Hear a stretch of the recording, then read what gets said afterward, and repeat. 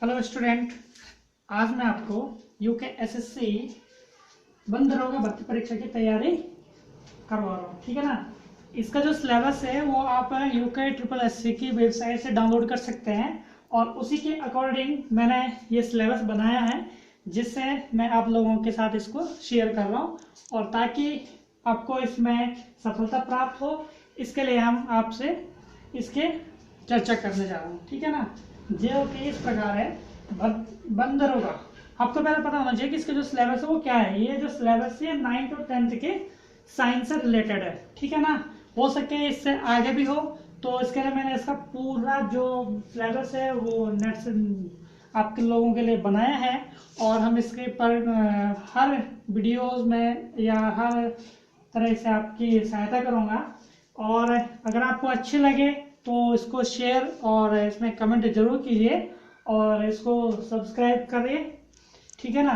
तो देखिए, मैं आज आपको भर्ती कौन सी वाली बंद दरोगा भर्ती परीक्षा की तैयारी के लिए आपके लिए कुछ मैटर लेके आया हूँ, सिलेबस लेके आया हूँ और हम इसकी तैयारी करेंगे। जो कि जो सिलेबस में जो हमारे पास जो सिलेबस है वो इस प्रकार है। जैसे कि सिलेबस में जो पहला जो पॉइंट है वो है थीम 1। थीम है हमारे पास मटेरियल। ठीक है ना। सबसे पहले मटेरियल के बारे में जानिए। मटेरियल है क्या चीज। मटेरियल देखो, मटेरियल यानी द्रव्य पदार्थ, पहले हेडिंग है इसके। ठीक है ना। इससे बहुत सारे क्वेश्चन बन सकते हैं, तो आप देखिए, हम पहले इसकी डेफिनेशंस देखें, फिर इसके उदाहरण देखेंगे। ठीक है ना। तो देखो, द्रव्य पदार्थ द्रव्य ब्रह्मांड का वह अवयव है जिसमें द्रव्यमान व आयतन होता है। जिसमें क्या होता है, द्रव्यमान और आयतन होता है, जिसका अनुभव हम अपनी ज्ञानेंद्रियों के द्वारा कर सकते हैं, उसको हम द्रव्य पदार्थ कहते हैं। ठीक है ना। उदाहरण के लिए जैसे जल हो गया, वायु हो गया, लकड़ी हो गया, हीरा हो गया, इस्पात हो गया, कांच आदि सभी द्रव्यमान होता है। ठीक है। इन सभी वस्तुओं में क्या होता है, द्रव्यमान होता है तथा जो स्थान घेरती है उसको हम क्या कहते हैं, द्रव्य कहते हैं। ठीक है ना। और प्राचीन काल में द्रव्य को 5 मूल तत्वों में वर्गीकृत किया गया। ठीक है ना। वो 5 मूल तत्व क्या क्या है, जैसे कि मैंने यहाँ पे लिखा हुआ है, आप देख लें। वायु, जल, अग्नि तथा आकाश और पृथ्वी। ठीक है ना। तो ये जो 5 तत्व हैं, इसको किसमें द्रव्य को किस मूल तत्व, 5 मूल तत्व कौन कौन से थे प्राचीन काल में? वायु, जल, अग्नि, आकाश और पृथ्वी। देखिए बच्चों, ये छोटी छोटी सी चीजें हैं और अगर हम इनको ध्यान से नहीं देखेंगे तो अगर इसमें क्वेश्चन आ जाए तो हम फिर वहां से वंचित रह जाएंगे और हम इसका आंसर सही नहीं दे पाएंगे और हमारी नेगेटिव मार्किंग हो जाएगी। ठीक है ना। इसलिए हम पहले सबसे छोटी छोटी चीजों के बारे में जानकारी अर्जित करेंगे और उसके बाद हम जैसे छोटी छोटी जानकारी अर्जित कर सकते हैं तो उसके बाद बड़ी चीजें अपने आप निकलती जाती है। तो देखिए, ये द्रव्य है, द्रव्य पदार्थ, इसकी मैंने डेफिनेशन लिखी हुई है, आप नोट कर सकते हैं ताकि आपको दोबारा पढ़ने की आवश्यकता ना हो, क्योंकि अगर आपने नोट कर रखा होगा तो आपको दोबारा वीडियो देखने की आवश्यकता न पड़े। ठीक है ना। तो द्रव्य पदार्थ मैं आपको दोबारा बता रहा हूं, द्रव्य पदार्थ द्रव्य ब्रह्मांड का वह अवयव है। क्या है? द्रव्य पदार्थ द्रव्य ब्रह्मांड का वह अवयव है जिसमें द्रव्यमान व आयतन होता है। ठीक है। जिसका अनुभव हम अपनी ज्ञानेंद्रिय के द्वारा कर सकते हैं। ठीक है ना। उदाहरण है, जल है, वायु है, लकड़ी, हीरा, इस्पात, कांच आदि सभी में क्या है, द्रव्यमान होता है। ठीक है ना। तथा जो स्थान घेरती है ये द्रव्य होते हैं। ठीक है। ये द्रव्य कहलाते हैं। ठीक है। प्राचीन काल में द्रव्य को 5 मूल तत्वों में वर्गीकृत किया गया। ठीक है ना। उसमें सबसे पहले जल है, वायु, अग्नि, आकाश और पृथ्वी। ठीक है बच्चों। तो ये तो हुआ द्रव्य से संबंधित है। आप इस बेस में क्वेश्चन कहीं से भी उठा के पूछ सकता है कि 5 मूल तत्व कौन से होते हैं, या फिर द्रव्य किसे कहते हैं, या फिर हीरा और लकड़ी क्या है, द्रव्य है, पदार्थ है। ठीक है ना। तो इस बीच में कोई सा भी क्वेश्चन आप बना सकते हैं, अपने आप बना सकते हैं। मैं भी आपको बताऊंगा जैसे ये कंप्लीट हो जाएगा सिलेबस, तो उसके बाद मैं आपको इसके क्वेश्चन भी बताऊंगा। जैसे ये थीम्स हमारी कंप्लीट हो जाएगी मटेरियल्स वाले, उसके बाद मैं आपके इसके क्वेश्चन आंसर बताऊंगा। तब तक आप इस वीडियो को देखिए और हम अब इसके बारे में आगे जानकारी लेंगे। और ये क्या होता है, जो द्रव्य है इसके आगे देखेंगे कि द्रव्य में और क्या क्या चीजें होती है। आपने इसको नोट कर दिया होगा, ठीक है, ठीक है, फाइन। आगे का जो हम देखते हैं, ये तो था द्रव्य और पदार्थ। द्रव्य कहाँ से आया? द्रव्य जिसमें क्या होता है, द्रव्यमान और आयतन होता है, उसमें द्रव्य कहलाता है, ठीक है। अब द्रव्यमान क्या होता है? अब सबसे पहले क्या आएंगे? द्रव्यमान, ठीक है ना। पदार्थ से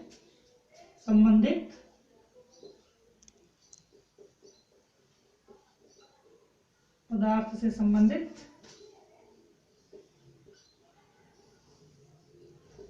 महत्वपूर्ण इंपोर्टेंट जो स्टेप हमारे पास, वो सबसे पहले क्या है? सबसे पहले हम देखेंगे द्रव्यमान।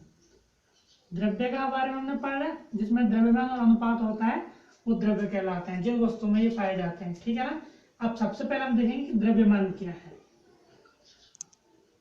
ठीक है ना। मास क्या है? व्हाट इज मास, ठीक है ना। देखिए, मास क्या होता है? किसी वस्तु में उपस्थित द्रव्य की वह वास्तविक मात्रा को उसका द्रव्यमान कहते हैं। क्या कहते हैं? किसी वस्तु में उपस्थित द्रव्य की वास्तविक मात्रा को क्या कहते हैं? द्रव्यमान कहते हैं। हम इसकी डेफिनेशन बना सकते हैं, जैसे कि किसी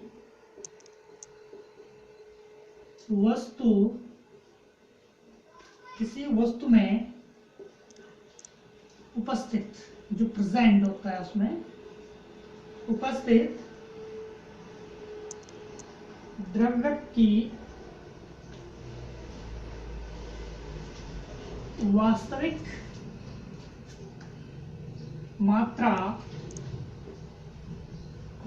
मात्रा को क्या कहते हैं? उसकी मात्रा को उसका द्रव्यमान कहते हैं। समझ गए होंगे आप डेफिनेशंस क्या है, ठीक है ना। किसी वस्तु का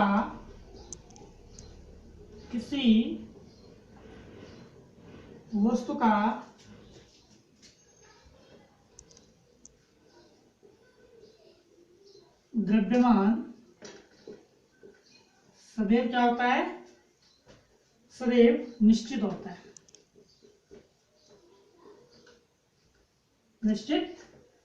है, ठीक है ना। अर्थात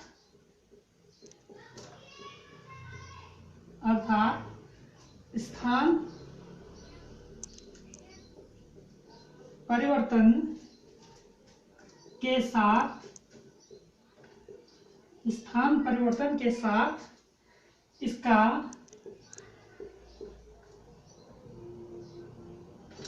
इसका मान परिवर्तित नहीं होता है, ठीक है ना। ये सबसे बड़ी बात है, परिवर्तित।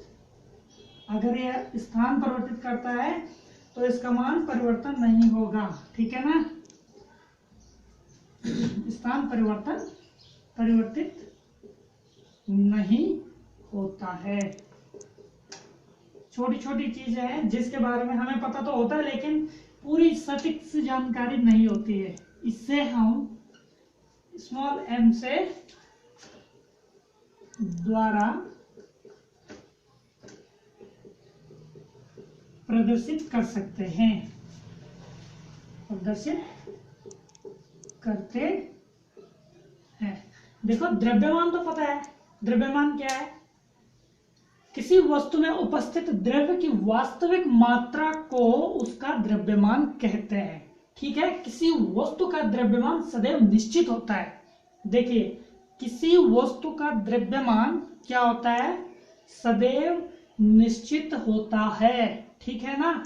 अर्थात स्थान परिवर्तन के साथ इसका मान परिवर्तित नहीं होता है। सबसे बड़ी बात है, ये ध्यान देने वाली बात है कि अगर हम किसी वस्तु का एक दूसरे से दूसरी जगह उसको क्या करें, ट्रांसमिट करें या उसको इधर उधर लेके जाएं, तो वो तो जाएगा, द्रव्यमान उतना ही रहेगा, लेकिन उसका जो मान होगा वो उतना ही रहेगा, यानी वो घटेगा नहीं, बढ़ेगा नहीं, ठीक है ना। वो जितना है उतना ही रहेगा, ठीक है। इसे हम m से डिनोट करते हैं। तो ये तो हो गया हमारे पास द्रव्यमान, आप इसको नोट भी कर सकते हैं। फिर हम आपको इसके आगे के बारे में बताते हैं कि द्रव्यमान तो ये हो गया, अब द्रव्यमान में और क्या क्या चीजें होती है ये भी मैं आपको बता दूं, ठीक है ना। चलो नेक्स्ट पॉइंट में यहीं पे देखता हूं क्या है, जैसे कि भार। अब भार क्या होता है, भार है ना वेट।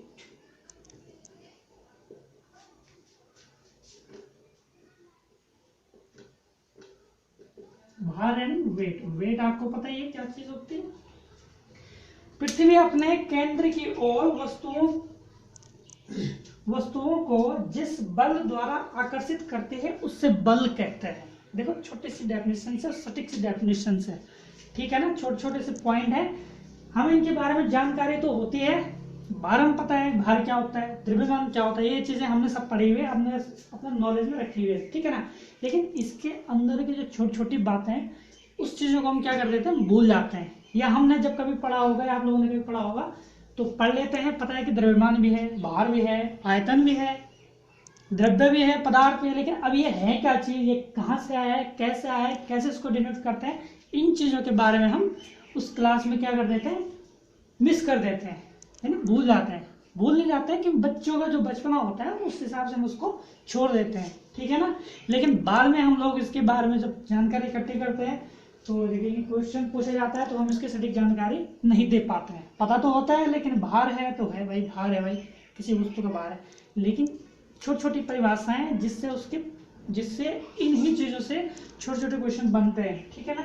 यानी भार क्या होता है, पृथ्वी अपने मतलब क्या है, पृथ्वी अपने केंद्र की ओर वस्तुओं को आकर्षित करने को जो बल को जो आकर्षित करते हैं उसे हम भार कहते हैं। मैं इसको परिभाषा तौर पे आपको इसको समझाने की कोशिश करूंगा। देखिए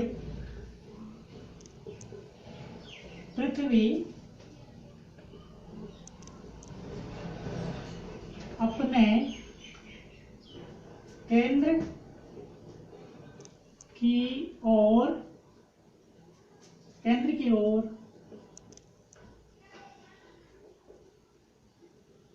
वस्तुओं को जिस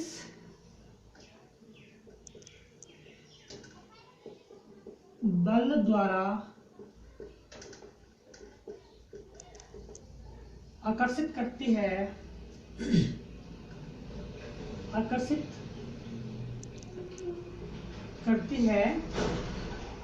उसे भार कहते हैं। उसे क्या कहते हैं, भार कहते हैं।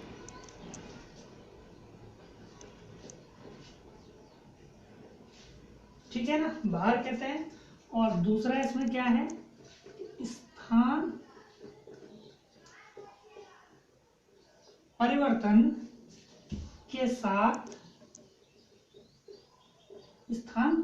के साथ इसका मान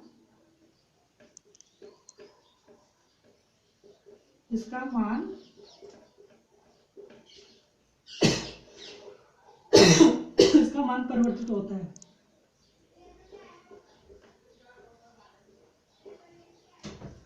परिवर्तित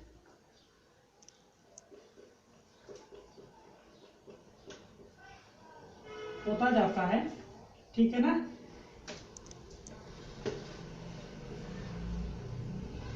जिसे हम W से क्या करते हैं, W स्मॉल w द्वारा प्रदर्शित करते हैं। अब इसको नोट कर लिए, आपको आसानी होगी पढ़ने में। देखो इन दोनों में डिफरेंट क्या है, ठीक है। द्रव्यमान क्या है, उसका जो वो किसी वस्तु में द्रव्यमान क्या होता है, निश्चित होता है, पहली बात। दूसरी बात कि अगर इसका स्थान परिवर्तन किया जाए तो इसके मान में, तो इसका अगर स्थान को क्या है ना परिवर्तन कर दे तो इसके मान में कोई फर्क नहीं पड़ेगा, ठीक है ना। यानी ये इसका मान जो है वो परिवर्तित नहीं होगा। लेकिन भार क्या है, भार क्या होता है कि वह स्थान परिवर्तन करेगा तो उसका मान भी परिवर्तित हो जाएगा, उसका मान भी बदल जाएगा, ठीक है ना। इसको हम m से डिनोट करते हैं, इसको हम w से प्रदर्शित करते हैं, ठीक है ना। ये तो हो गया भार और द्रव्यमान, ठीक है बेटा। अब हम इनके बीच का जो संबंध है, देखो इसमें दो ही क्वेश्चन इसमें भी मतलब जो क्वेश्चन बनने वाले हैं कि स्थान परिवर्तन करने पर किसका मान परिवर्तन नहीं होता है। अगर ऑप्शन में दिया जाए तो उसका सही आंसर होगा द्रव्यमान। और अगर क्वेश्चन पूछा जाए कि स्थान परिवर्तन करने पर किसका मान परिवर्तित होता है, उसका आंसर होगा भार। ठीक है ना। ठीक है, अब हम इन दोनों के बीच में संबंध बताएंगे कि इन दोनों के बीच का जो संबंध है वो कितना है। ठीक है ना, आपने नोट कर दिया होगा। अब हम थोड़ा सा आगे बढ़ेंगे इन्हीं दोनों के साथ, द्रव्यमान और भार के साथ हम थोड़ा सा और आगे बढ़ेंगे और देखेंगे कि इन दोनों में जो संबंध है वो क्या है। ठीक है ना, अभी तो हमने इसको अलग अलग पढ़ा। ठीक है, अब हम इसके बारे में आगे से पढ़ेंगे। ठीक है, यानी द्रव्यमान तथा भार में संबंध, इन दोनों के बिटवीन का जो रिलेशन है उसके बारे में हम आपको जानकारी देंगे। संबंध, संबंध जान रहे हैं, यानी relation, relation between weight and mass.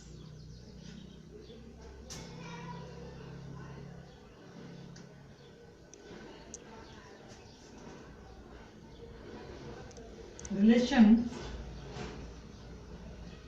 Between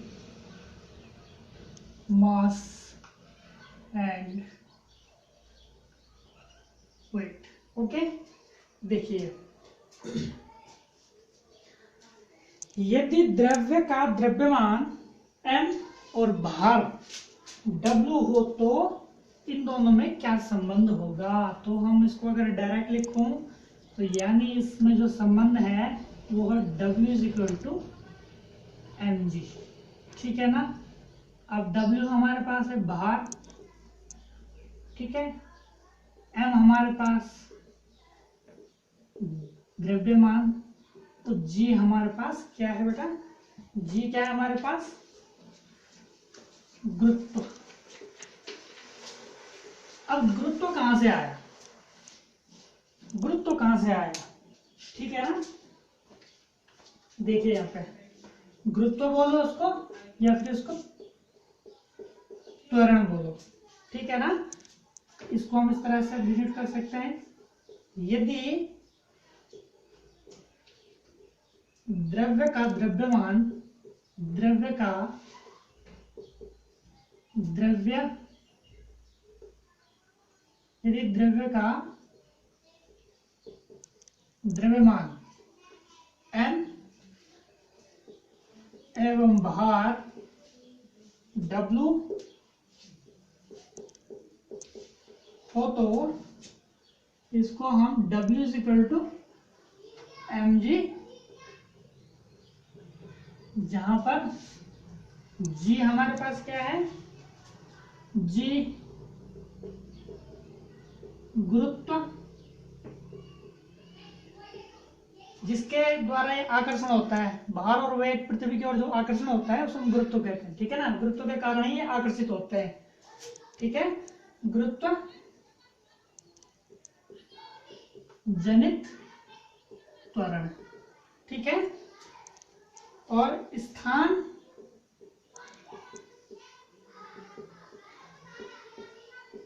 परिवर्तन, स्थान परिवर्तन के साथ g एवं वेट यानी भार का मान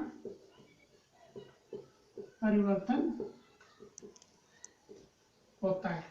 ठीक है ना, आ रही बात समझ में आप लोगों के। यदि द्रव्य का द्रव्यमान m एवं भार w हो तो w is equal to mg। Okay, जहां पर g क्या है, गुरुत्व जनित त्वरण है, स्थान परिवर्तन के साथ g एवं w का मान परिवर्तन होता है। इसके उधर g के लिए उसका जो मान है भार का, उससे वो परिवर्तन होता है। ठीक है ना, इसका उदाहरण भी मैं आपको बता दूं। अगर उदाहरण पे चलें तो आप लोग लिखो, अंतरिक्ष में g का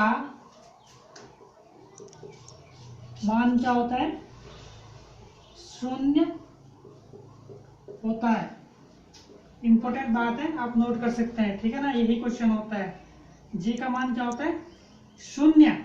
इसको और आगे फाइन करेंगे, शून्य